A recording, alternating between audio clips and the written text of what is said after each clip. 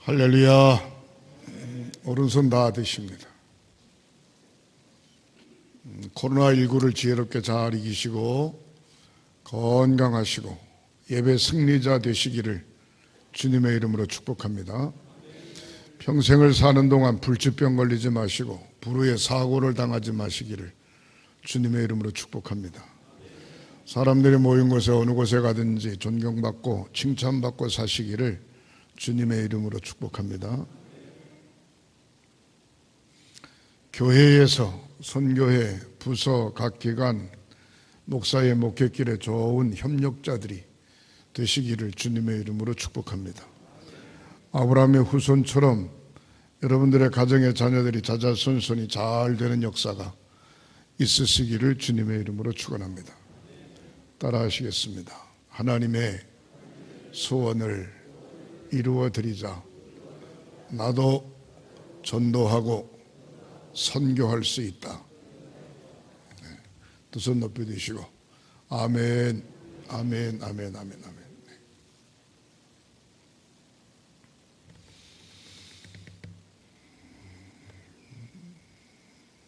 오늘 본문에 보면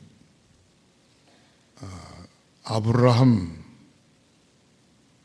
다윗의 자손 예수 그리스도의 계보라 그렇게 나와 있고, 옛 성경에는 아브라함과 다윗의 자손 예수 그리스도의 세계라, 계보라 뭐 이런 식으로 나와 있습니다. 오늘은 예수님이 이 땅에 오심에 준비하는 강림절 셋째 주가 됩니다. 그래서 예수는 어떤 분이신가? 오늘 본문에 있는 말씀 속에 함축되어져 있는데, 아브라함과 다윗의 자손 예수 그리스도의 계보에 대해서 5가지로 제가 말씀을 드리려고 합니다. 예수님을 소개할 때 마태복음에 보면은 3단계로 소개를 하고 있습니다.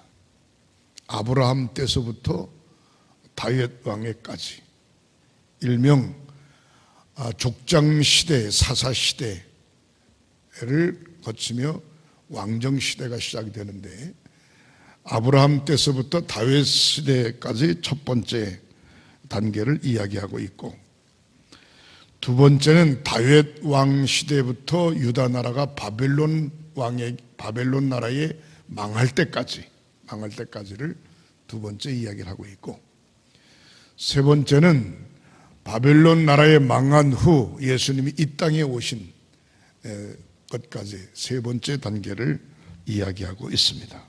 그래서 성경은 무엇을 이야기하고 있는가 하니, 비볼로스, 게네세우스라고 이야기하는데, 탄생의 책, 탄생. 예수님이 이 땅에 오시는 과정을 이야기하는 생성의 책, 예수님의 족보, 계보를 이야기하는 족보라고 이야기할 수 있습니다. 구속사적 입장에서 볼 때 아브라함과 다윗의 자손 예수 그리스도의 세계라고 하는 의미 속에 예수님은 어떤 분이신가? 역사 속에 이 땅에 오신 분이다 라고 이야기할 수 있습니다.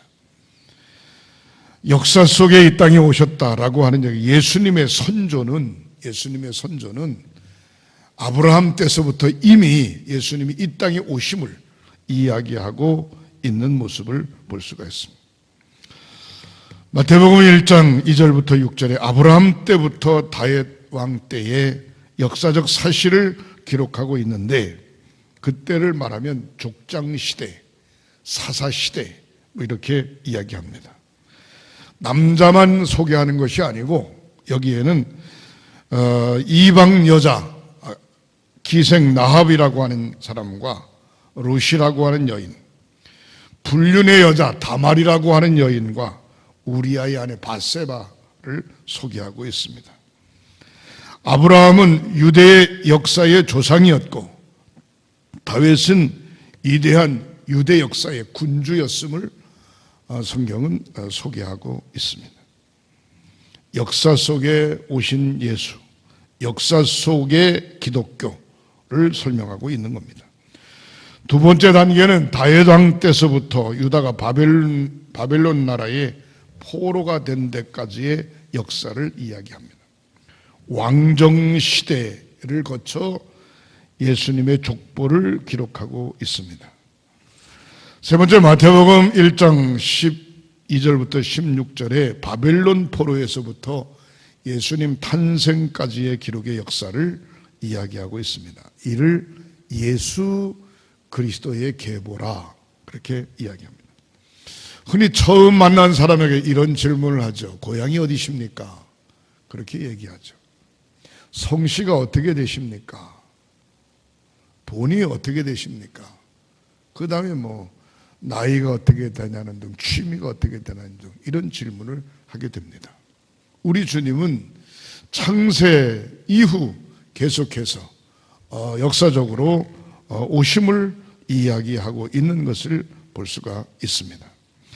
아브라함은 히브리의 역사의 시조라고 볼 수 있고, 다윗은 히브리 역사의 최고의 극치를 이야기할 수 있고, 예수님은 저들의 후손이라 그렇게 표현할 수 있습니다. 예수님은 유대의 총독이었던 가이사 아구도스가 명을 내려서 각 모든 사람들, 백성들의 숫자를 계산하기 위해서 호적을 하라고 할 때에 예수님의 어머니 마리아, 예수님의 아버지 요셉의 고향 베들레헴으로 가게 되죠. 베들레헴 마국간에서 너무 사람들이 많아서 어디 그냥 마땅한데 거처할 곳이 없어요. 짐승을 재우는 마국간에서 예수님이 태어나게 되십니다. 구약 성경에서 이야기하듯이 역사 속에 계시되어 예언되어 이 땅에 오신 육신의 몸을 이 땅에 오신 예수님을 이야기하고 있습니다. 크게 두 번째로 역사 속에 계시된 기독교는 언약의 종교다, 약속의 종교다라고 이야기할 수 있습니다. 창세기 12장 2절에 내가 너로 큰 민족을 이루고 너에게 복을 주어 내 이름을 창대케 하리니 너는 복의 근원이 될지라, 아브라함에게 그렇게 이야기하고 있습니다. 창대케 하겠다, 너는 복의 근원이 될지라, 아브라함에게만 이야기하는 것이 아니라 아브라함의 후손들을 이야기하고 있는 것입니다. 22장 17절부터 18절에 내가 내게 큰 복을 주어 내 씨로 크게 성장하여 하늘의 별과 같고 바닷가의 모래와 같게 하리니 내 씨가 그 대적의 문을 얻으리라. 또 내 씨로 말미암아 천하 만민이 복을 얻으리라. 내 씨가 누구냐? 예수 그리스도를 이야기하고 있는 것입니다. 주님을 통하여 천하 만민이 복을 얻으리라고 이야기하는 것이죠. 창세기 15장 4절, 17장 2절 4절에 아브라함을 통하여 메시아가 이 땅에 오실 것이라고 하는 약속을 이미 이야기하고 있습니다. 아브라함에게만 그런 것이 아니라 사무엘하 7장 12절부터 16절에 보면은 다윗 왕에게도 메시아가 탄생할 것을 언약하고 있습니다. 내 집과 내 나라가 내 앞에서 영원히 보존되고 내 위가 영원히 건고하리라 그랬습니다. 다윗을 가리켜 왕이라고 표현하죠. 왕 중 왕 되신 분이 누구십니까? 예수 그리스도를 이야기하고 있는 것입니다. 다윗의 위가 영원히 보존하리라. 다윗의 왕권이 영원히 보존하리라. 다윗이 40년밖에 왕위에 있질 않았는데 바로 그의 후대 왕 중 왕으로 오신 예수 그리스도를 상징하고 있는 것입니다. 이사야서 11장 1절에 이새의 뿌리에서 한 싹이 나서 만민의 기호로 설 것이며 그랬습니다. 이새의 뿌리 다윗의 후손 예수 그리스도 한 싹이 남을 이야기하고 있습니다. 에레미야를 통해서 에레미야 23장 5절에 때가 이르리니 내가 다윗에게 한 의로운 가지를 일으킬 것이다. 그 가지가 예수 그리스도를 상징하는 것입니다. 그가 왕이 되어 지혜롭게 행사하여 세상에서 공평과 정의를 행할 것이며 이미 예수님은 구약 성경의 아브라함에게 족장시대, 왕정시대 다윗에게, 그 다음에 선지자인 예레미야에게 수많은 성경을 보면 이 땅에 오심을 이야기하고 있습니다. 아브라함과 다윗의 자손 예수 그리스도의 세계라. 우리 주님이 이 땅에 강림하심에 의미를 두고 세 번째, 예수는 구속사적 언약에 계시된 왕 중의 왕이시다, 그런 얘기입니다. 아브라함을 가리켜서 열왕의 아비라, 그렇게 열국의 아비라, 그렇게 이야기하고 있죠. 창세기 17장 4절부터 5절에 내가 너와 내 언약을 세우리니 너는 열국의 아비가 될지라. 고향 땅을 떠나라고 이야기하면서 하나님과 아브라함이 대화하기를 열국의 아비가 될 것이다, 그렇게 아브라함에게 이야기합니다. 열국의 아버지라고 하는 얘기는 왕들의 아버지라, 그런 얘기입니다. 예수님을 가리켜서 왕중왕이라고 이야기하죠. 다윗이야말로 이상적인 왕이었고 이상적인 군주였습니다. 그러나 다윗으로 끝나는 것이 아니고 사도행전 13장 22절에 내가 이새의 아들 다윗을 만나매 이는 내 마음에 합한 사람이라 내 뜻을 다 이루게 하려 함이니라. 다윗을 통하여 뜻을 이루는 것이 아니고 다윗의 후손 계보를 통하여 그 뜻을 이룬다, 그런 의미를 가지고 있습니다. 사도행전 13장 23절에 하나님이 약속하신 대로 이 사람의 씨에서, 다윗의 씨에서 이스라엘을 위하여 구주를 세우셨으니 곧 예수라. 다윗의 후손, 다윗의 씨에서 이스라엘의 구주를 세우셨으니 예수. 예수는 곧 구세주를 의미하고 있는 것입니다. 예수 그리스도의 탄생은 이러한 언약의 실현이고 이러한 언약의 성취인 것입니다. 교회를 안 다니시는 분이 성탄 추리를 만드니까 남편이 하는 이야기가 뭐라고 이야기하는 거 아니? 교회도 안 다니면서 그런 걸 뭐하러 만들어? 에? 그게 뭔지는 알아? 그러니까 아내가 하는 얘기가 다른 사람 다 하니까 그래도 기분상 하는 게 좋지 않겠냐고. 사랑하는 성도 여러분, 다른 사람이 다 하니까 하는 게 아니고 우리 주님은 이미 역사 속에 계시된 분이고 왕중왕으로 오신 분이고 구세주로 이 땅에 오신 분입니다. 예수를 나의 구주로 고백하는 저와 여러분들은 왕중왕 대신 그분을 맞을 준비를 하고 성탄절은 그분이 오심을 이야기하는 것인 줄 믿으시기를 바랍니다. 예수 그리스도의 탄생은 이러한 언약의 실현이고 이러한 예언의 성취입니다. 그래서 마태복음 여러 곳에서는 예수를 가리켜서 아브라함의 자손이라 그렇게 이야기하고 다윗의 자손이라 그렇게 이야기하고 마태복음 22장에 보면은 유대인들은 상식 속에는 왕 중에 왕이다 그렇게 표현하고 거지와 소경들에게는 뭐라고 이야기하는 거 아니? 우리를 건지실 자, 도우실 분이라고 이야기하고 많은 군중들, 이방 여자들까지도 예루살렘에 있는 모든 성민들까지도 예수님을 반복적으로 다윗의 자손 예수 그리스도, 다윗의 자손 왕이여 라고 표현하는 것을 볼 수 있습니다. 다윗의 자손은 다른 말로 말하면 메시아라고 하는 대명사를 이야기하고 있는 것입니다. 사랑하는 성도 여러분, 다윗의 자손 예수 그리스도, 그분을 통하여 저와 여러분들이 하나님의 자녀가 된 줄 믿으시기를 주님의 이름으로 축원합니다. 왕 되신 예수는 바로 죄인된 저와 여러분들을 구원하시려고 이 땅에 오셨습니다.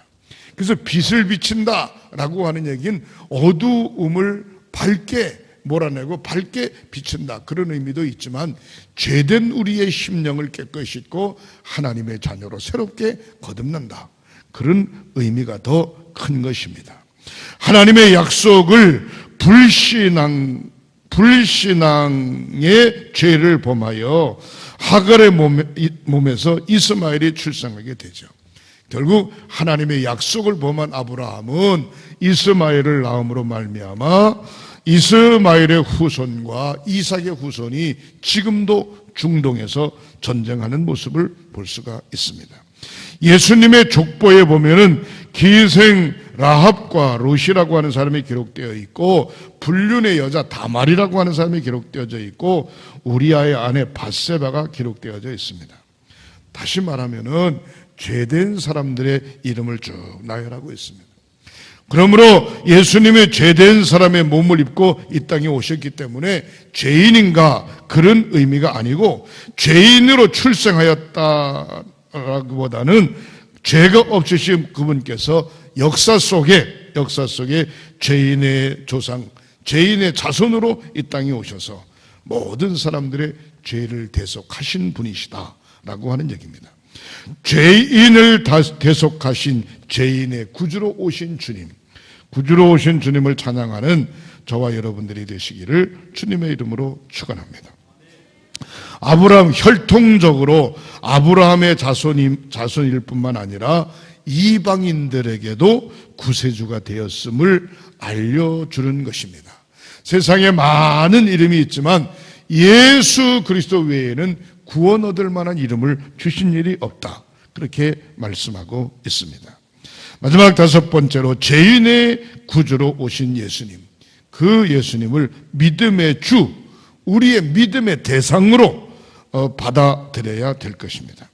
아브라함은 바로 믿음의 우리의 조상입니다. 창세기 16장 6절에 아브라함이 여호와를 믿으니 여호와께서 이를 그의 의로 여기시고 라고 이야기하고 있습니다. 다윗의 신앙은 영웅적 신앙의 자세를 가지고 있습니다.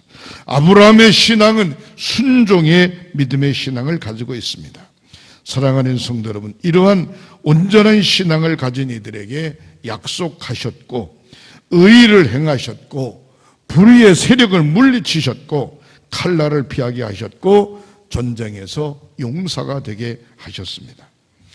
히브리서 12장 2절, 우리의 완전하신 예수, 믿음의 주, 믿음의 대상자로 탄생케 되시는 예수를 맞이할 준비를 하는 저와 여러분들이 되시기를 주님의 이름으로 축원합니다. 아브라함과 다윗의 자손 예수 그리스도의 세계라, 이 말씀은 우리가 믿는 기독교는 역사 속에 이미 자리 잡고 있는 구원의 종교임을 이야기하고 있습니다. 구원은 언약에 약속된 예수, 우리의 주시라고 하는 것입니다.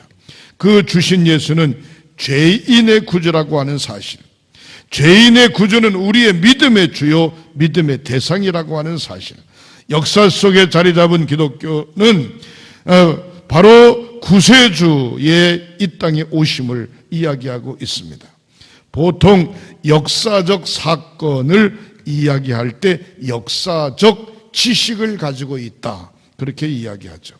예컨대 이순신 장군에 대한 이야기는 이순신 장군의 역사입니다.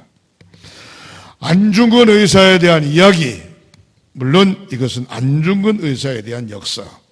유관순 여사에 대한 이야기, 이것은 유관순 여사에 대한 역사. 6.25 전쟁, 역시 6.25 전쟁에 대한 역사, 이것을 이야기하고 있죠. 안중근, 유관순, 이순신 이런 얘기를 부정해도 부정할 수가 없습니다. 역사이기 때문에 그렇습니다. 만약에 부정한다고 하면 무식한 사람이라고 하는 소리를 들을 뿐만 아니라 정신 이상자 아니야 이 사람, 그렇게 취급을 받을 수 있습니다. 예수님은 바로 이렇게 역사적 인물로 자리 잡고 있고, 역사 한 가운데 오신 분이 바로 예수 그리스도이심을 믿으시기를 바랍니다. 예수 그리스도, 그분이 바로 역사적 탄생 사건을 가지고 오신 분이십니다. 그래서 결국 오늘 구약 성경 끝나고 신약 성경을 시작할 때 아브라함과 다윗의 자손 예수 그리스도의 계보라, 그렇게 시작하고 있습니다. 그래서 구약 성경은 예수님께서 이 땅에 오실 것을 약속하고 있고, 신약 성경은 예수님께서 이 땅에 오셨음을 이야기하고 있고, 누구든지 예수를 나의 구주로 고백하면 하나님의 자녀가 되는 은총과 축복을 주신 것을 믿으시기를 바랍니다. 다시 말해서 믿음의 족보에 오르게 되는 것이죠. 구원받은 자의 족보에 오르게 되고, 구원받은 자, 영생의 족보에 오르게 되고 영생 얻은 자 하나님의 자녀로 불림을 받게 되는데 저와 여러분들이 바로 그 사람임을 믿으시기를 주님의 이름으로 축원합니다. 예수님 성탄을 준비하면서 우리 모두는 영적으로 통하는 가족이다. 영적으로 통하는 가족. 미운 사람 고운 사람 따로 있는 게 아니고 우리는 예수 안에 한 가족이고 예수 안에 새롭게 태어난 사람들이다. 성경은 말하기를 이러한 모든 사람들 앞에 30배, 60배, 100배의 축복을 주시겠다고 약속을 했습니다. 제가 늘 좋아하는 신명기 1장 11절에 있는 말씀은 1000배로 축복하신다라고 이야기합니다. 축복은 아브라함과 다윗의 자손 예수 그리스도의 족보에 들어간 사람에게 해당되는 것입니다. 저와 여러분들에게 해당되는 것이라 이런 말씀입니다. 바로 역사 속의 예수, 역사 속에 계시된 구원, 역사 속에 왕 중의 왕으로 오신 분, 왕 되신 그분, 죄인을 구원시키실 분, 바로 우리는 그분을 믿음의 주요, 우리를 온전케 하시는 분, 믿음의 대상으로 섬기고 있는 줄 믿으시기를 바랍니다. 성탄절을 앞두고 동방의 박사들이 황금과 유황과 몰약을 드려 주님을 경배했듯이 마음과 정성과 시간을 들여 주님을 경배하고 찬양하는 저와 여러분들이 되시기를 주님의 이름으로 축원합니다. 분명코 코로나19 어두움을 예수 그리스도의 빛 광채로 몰아내고 능히 승리할 수 있는 저와 여러분들이 되시기를 주님의 이름으로 축원합니다. 기도하십니다. 하나님,